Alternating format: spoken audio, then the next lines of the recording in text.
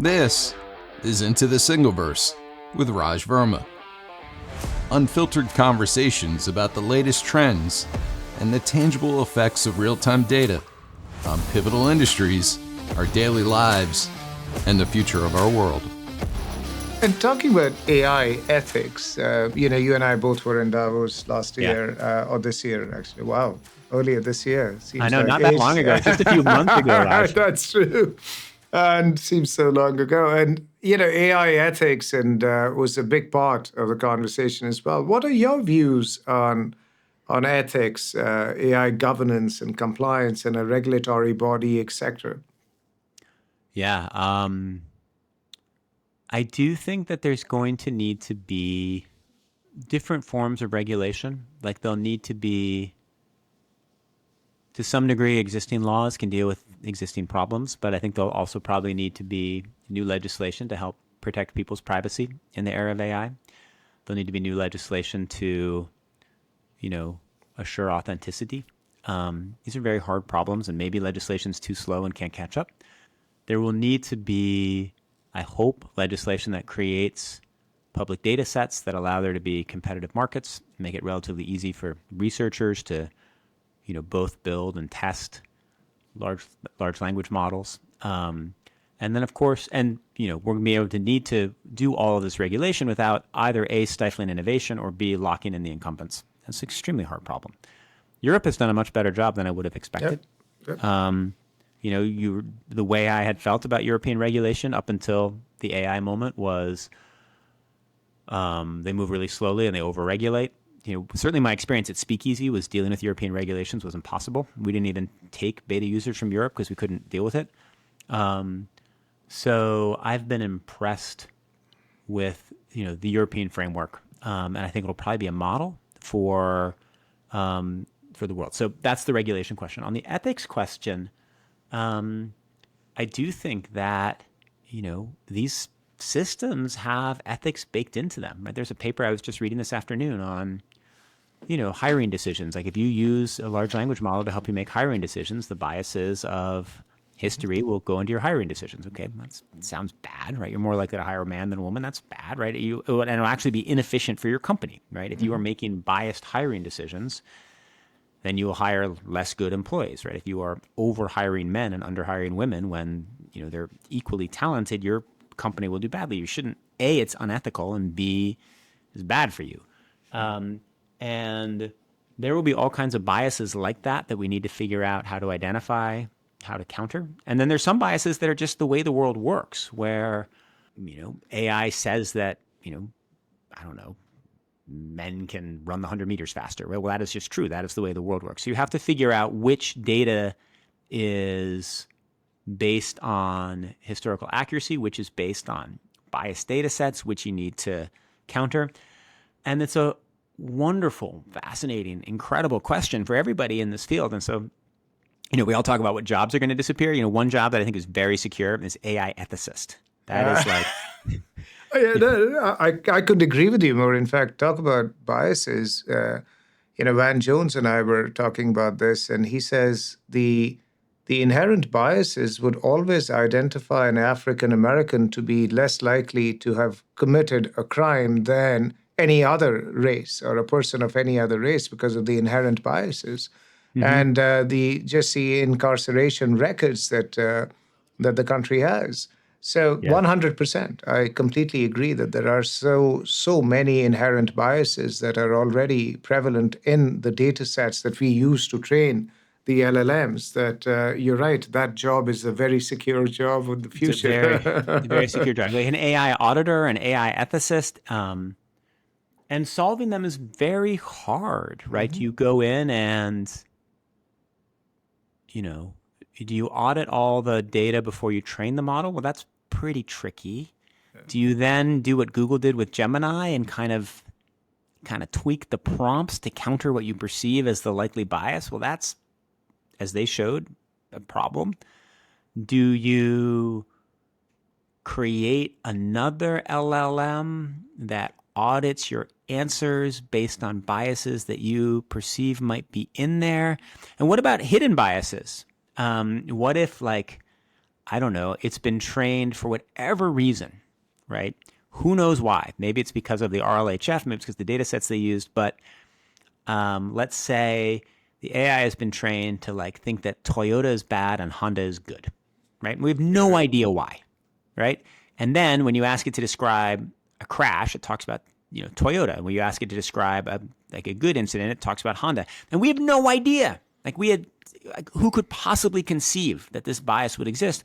But there are a trillion of such biases. And so as these large language models become, underlie everything, figuring that out is not easy. Yeah, and Nick, one of the fascinating things that I was part of at Davos was, talking about the global regulation, and the three centers of those global regulations are going to be the US, and I'm sure you spent time with Aarti, as did I, and EU and China. And I think it was Brad Smith of Microsoft who put it very well, that I don't think any one of those three want the next World War to be started by machines or our identity to be misused by machines. However, the difference between the EU manifesto and the Chinese manifesto is the difference between Socrates and Confucius. Basically, how do you want to regulate society? And with America and, sort of the home of the free and land of the brave sort of concept of freedom, it's just very different regulations. Are you hopeful that there would be a global regulation around AI in the next 12 months? Not in the next 12 months. Nothing's going to happen in the United States nothing's going to happen on AI in the US because we have a presidential election, and then there'll be the aftermath of the presidential election. And who knows what'll happen. But it'll be, spring of 2025 before anything's happening. Yeah. Europe can move forward. China can move at whatever speed it wants. But people listen to the US. The biggest AI companies are all in the US. So I don't think you'll have state regulation, but state regulation on AI is problematic. You get this, patchwork, and the companies can't comply. Who knows what'll happen? But I'm not confident that we'll get good and sophisticated regulation between now and the next 12 months. I tend to agree, and more about what's happening, as you call one of the most consequential years in journalism, which I tend to agree with you. But you're also uniquely qualified based on some of the books you've written about economics and just your training, the economics of AI. Specifically, where do you see the economics of AI play out in the next 3 to 5 years? And there is the next question, which is, your views on the circular economics of the valley are fascinating to me. So I'd love to hear about that as well. Well, in the general economic question, I'm optimistic that net it will be very positive. I can't foresee a world in which the massive efficiencies that are built with AI, both from, the consumer AI that we're used to, but also, we're talking on the day that Google released AlphaFold 3, right? The amount of scientific progress you'll have, over the next 50 years, the amount of changes to humanity will be wild. But over the next 3 to 5 years, I do think that productivity will increase, economic growth will increase, more jobs will be created, and they're destroyed. I also see, more unrest coming, right? You will have job categories that are transformed, wiped out. You will have people needing to switch their professions, evolve their professions at a faster rate than before. That can be hard depending on your organization, how it's structured. So I see AI causing a lot of economic displacement and unrest. I think this is one of the most interesting questions in AI. I do think that net, it will end up being more of an advantage for people who make less money as opposed to people who make more money. We saw with the last internet revolution that it mostly benefited the wealthy. I don't think that'll be the case. I think, clearly people who are wealthier will have access to better models, better tools, direct lines to engineers. But in general, we're seeing this with language, just the fact that it will allow everybody to communicate in pretty good English and reasonably well-written English is much more of an advantage for people who are, in the developing world than, relatively well-off Americans. So I do think in general it will increase income inequality. It will decrease income inequality. It will make the world more equal. So watching what it does to different industries and how people respond is part of the great unknown. And what about Silicon Valley? Yeah, that's the circular economics of the valley. That article that he wrote, it was fascinating. I was interested in what made you drive that, and what are your views on the valley and its future. I mean, my sense on the valley is so much of the wealth that's going to be created continues to just be created there. I've kept thinking, right, over the last 10 years, every now and then I'll be like, there's no way it can all stay there, right? There's no way. Like, why wouldn't you build the next big tech company somewhere outside of Silicon Valley? And yet you look at every AI company, right? Anthropic is there, OpenAI is there. Like everybody obviously Google is there, Bard is there, Llama, the top open source company is there. I was just talking. And NVIDIA now. And right, everybody, right? It's all there. And I think it just stays, right? And then, the people leave out of those companies. Then many of the next great companies will be created by people who've come out of those companies. The same thing we've seen. It is absolutely extraordinary that a place that has had unpleasant weather for the last few months, as you've noted, right? That it does have amazing schools. I went to one of them, but it doesn't have 100 amazing schools there that are churning out. It is just extraordinary that it's the combination of intelligence, commitment, work ethic, all the things that work together there, venture capital funding, all those things. It's incredible that it continues to stay there. I think it would be better for America if it's spread out. I have no doubt about that. I love, the work that, say, Steve Case is doing to try to make tech companies spring up everywhere. I have no doubt. I actually think it would be better for the tech industry. It would be better for the tech industry if it was dispersed, right? And there were senators and congresspeople who, were committed to the industry in every state. I just don't think it's changing. Yeah, no, you're spot on, because everywhere I go, like if you see Israel, which I'm really fascinated by the kind of innovation that happens in Israel. Yeah, I think the government involvement in Singapore to create a innovation hub is just probably some of the best actions taken anywhere in the world, right? Yeah. London is, of course, trying. Every other city, Austin, within America, happens to try. And everywhere I go, they seem to feel that I have that secret answer to what makes the valley tick, and I actually don't. And but it just continues to go on and on. And everywhere that you go, even Israel, they look up to the valley as this absolute building ground for innovative ideas, and where things actually start to germinate and then grow. Yeah. And even India, if you really see, a lot of these, companies that are emerging from the US ultimately come to the US and the valley to prosper. Yep. So the germ is Israel or India, but when they come to the valley, that's really where it seems to have, growth. It's an amazing fact, right? If you look at the companies I've talked about and you look at their founders, right, and in the valley, where do they come from, right? Well, Stripe, they came from Ireland, right? Tesla, he came from South Africa, right? Like Google, CEO, he came from India, right? And you go company by company, and they all came here from different places and then found their place in the valley. Yeah, and by the way, before that, Google from Russia, and right. Facebook, at least Eduardo from Brazil. It's just right. fascinating. And Jan LeCun is from France, right? Yeah. It's and it's just it's fascinating. But anyways, the one thing that I do want to talk about, which I've been fascinated for the last probably year and a half, and I picked up that Atlantic issue where you spoke about the I wouldn't say potential, but if that was a Trump term, what would it look like? Yeah. And I think that was a fascinating issue. You're a political activist. Before we go into the upcoming elections, what's, in your mind, the correlation between AI and democracy? Well, so I'm definitely not a political activist. I was when I was 19 years old, and now I am resolutely nonpartisan, right? My job requires very much that you try as much as possible to hold on to those views and try to understand everything as much as you can from every political position. AI and democracy is, of course, I should have mentioned this when you mentioned the risks, but this is one of the great questions for the next year, which is, can a democracy survive when you have no idea whether you're talking to a human or a bot? And pretty soon on Twitter, on Reddit, wherever you are, maybe even on the phone, but that'll take a little bit longer, you won't know, whether you're talking to somebody or whether you're talking to a bot. And,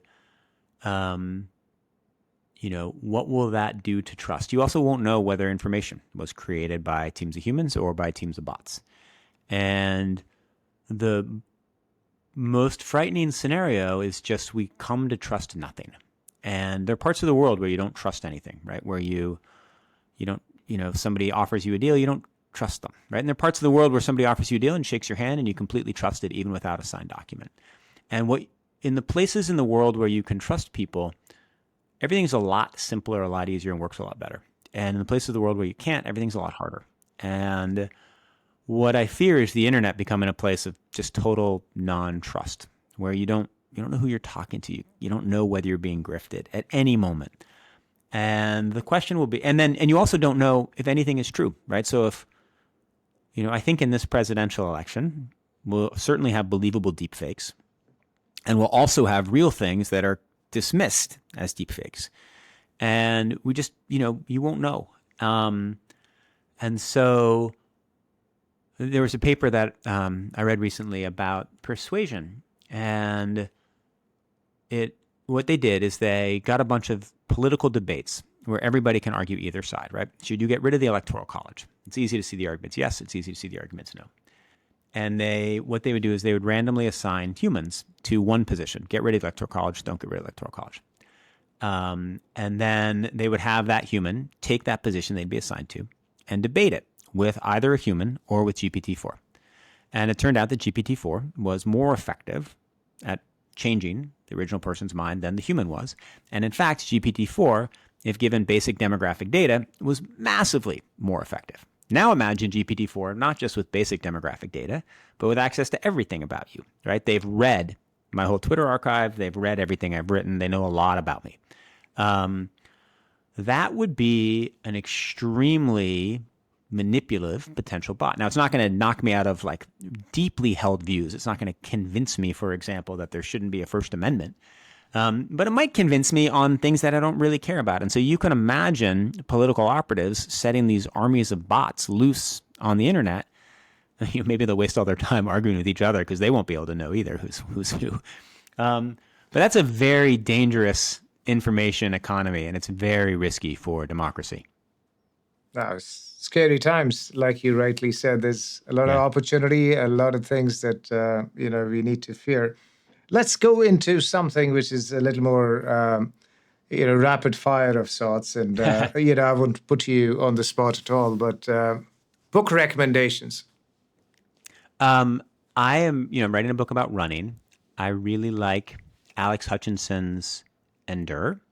I really like Murakami's What I Think About When I Think About Running. I really like Christine Yu's Up to Speed. On AI, I really like Fei-Fei Li's new memoir. I'm almost done with Ethan Mollick's new book on how to use AI, which is cool. I mean, it's going to be out of date pretty soon. It's mostly about how large language models work and how to use them effectively. So those are, what is the best book I've read this year? Oh, I just read Kelefa Sane's book on the history of music, which I love too. Oh, that's fascinating. Favorite running shoe? I like the Nike Vaporfly 2 as my racing shoe, but now they don't sell them, so I'm running the Vaporfly 3, which is all right. I feel like the Alpha Flies don't quite do it for me. I like the On Lightning Booms, which I think are pretty good racing shoes. And I use the New Balance Fresh Roam 1080s as my regular training shoe. Okay. Favorite guitarist? Combination of John McLaughlin, Leo Kottke, Michael Hedges, Jimi Hendrix. Jimi Hendrix, yeah. Favorite live concert that you have been to or would like to go to? Oh, I mean, going to see Jimi Hendrix in 68, 69 would be what I would have liked to have gone to. Maybe seeing Michael Hedges live in 1997. Yeah. By the way, have you been to the Sphere in Vegas? Not yet. Oh my God, I happened I to did do take that. my 12-year-old to his first concert. That was very fun. We saw Lil Uzi Vert at the Barclays Center. It was great. That must be fun.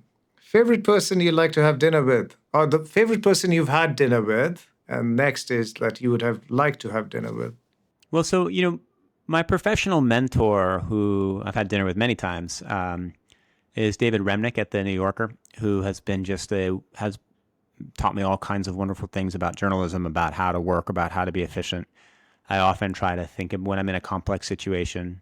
There actually, there were two people at the New Yorker there are a whole ton of people at the New Yorker whom I thought were great mentors, but David Remnick and Pam McCarthy were two people who just, taught me everything about how to work. I have had the most extraordinary run of bosses through my life. Charlie Peters at the Washington Monthly, Lynn Kaplan at Legal Affairs. I mentioned Chris and Bob Cohen Wired. I've had just extraordinary bosses through my run.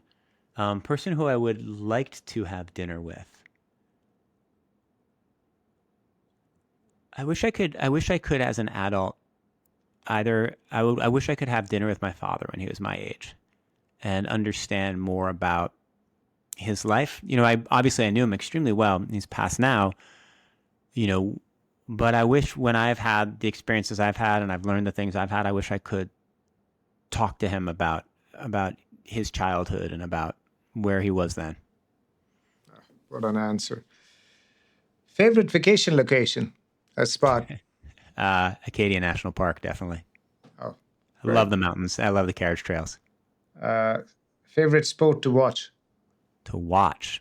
Playoff ice hockey. My 10-year-old and I have been going to the sports bar around the corner watching the Bruins. Man, it's so much fun. I don't like hockey during the regular season, but the tension of the playoffs. Yeah, and your whole season can end on one goal. Watching the Bruins in Game 7 overtime with my kid, that was so much fun. That is favorite cuisine / food. In general, I'm partial to Italian food, but I now like anything. My 10-year-old, if you have three boys, they're 15, 13, and 10, and the 10-year-old has become a dessert chef. So anything that he prepares, he just made me the most incredible, beet infused. He somehow has been studying all these Michelin starred restaurants. He's this great. It's great. Oh, that's great. Favorite wine? My favorite question. Favorite wine? Mm-hmm. The Tintorello's. It's a Italian red that I love. Oh, that's great. It's been fascinating. And just one question: Do you think we would ever have Nick for president? Yes, definitely, but not Nick Thompson. There'll be someone named Nick. This was fascinating, Nick. Thank you very much for being on my show. It was Thank you, Raj. It's been really fun to talk. Delightful. Thank you. So Stay much fun well. to talk. Be well. That is it for this episode of Into the SingleVerse. Thank you for listening to the podcast. If you enjoyed it, don't forget to subscribe to automatically receive future episodes. Additionally, I would greatly appreciate it if you can take a moment to leave a review, helping others like you discover this show. I'll see you next time. Stay well and be good. This was Into the SingleVerse with Raj Verma. To learn more about Raj, please go to rajverma.com. This is a Single Store podcast production.